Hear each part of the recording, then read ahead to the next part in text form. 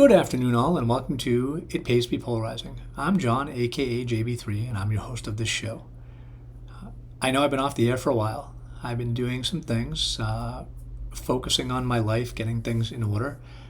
For those of you that know or don't know, I got laid off from my job almost a year and a half ago now. Almost close to 2 years, I guess, now that I come to think about it. And the one thing I've realized that's a real thing in the workplace, it's ageism.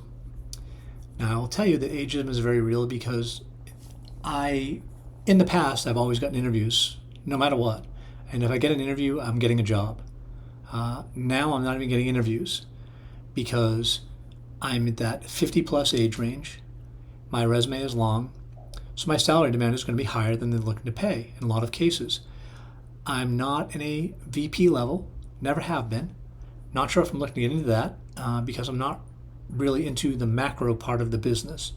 I prefer the micro side, some macro, of course, managing a team, but not managing a business itself. And so without that VP or that executive or director title, even though at my last role, the sales equivalent was a director, but the customer success was a manager. Didn't make any sense. They were overseeing people, we were overseeing people. They're the same thing. So for all intents and purposes, I was a director of customer success. And I enjoyed that. I enjoyed having teams. I enjoyed having people that worked with me, and we set goals for the team, and we achieved those goals. It's important to have that piece of the macro part of setting the goals for the team, understanding what they are, being able to explain those to the team, and then helping the team and watching the team grow and blossom, providing resources that they need or hopefully will use to make sure that they succeed. That's your goal as a director or manager of a team.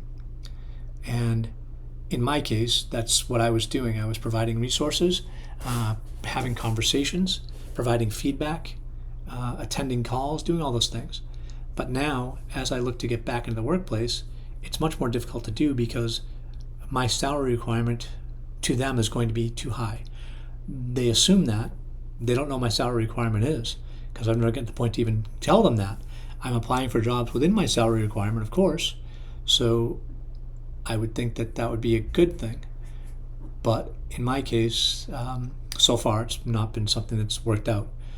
I've started doing something new, and that's something I will share in my next edition. But I want to talk about ageism here and see how you people feel. You people, yeah, I love you people. See how people feel about that. I find it one of those things that everything else is not valid anymore for the most part. If you're qualified for a job, they'll hire you. The one place they'll start to look elsewhere. And now, for me, it gets worse because I've been out of the workplace for 2 years. It can start to look like there's a health concern for me. And there's not.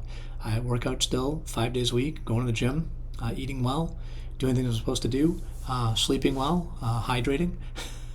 All important things you need to know, right? But I just, it's the age piece, the salary piece, and the not working piece.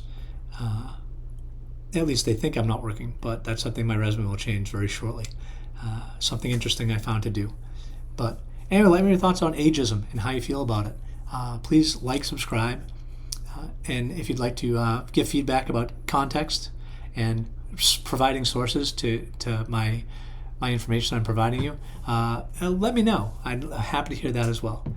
Anyway, thanks for watching It Pays to Be Polarizing, and we'll see you soon.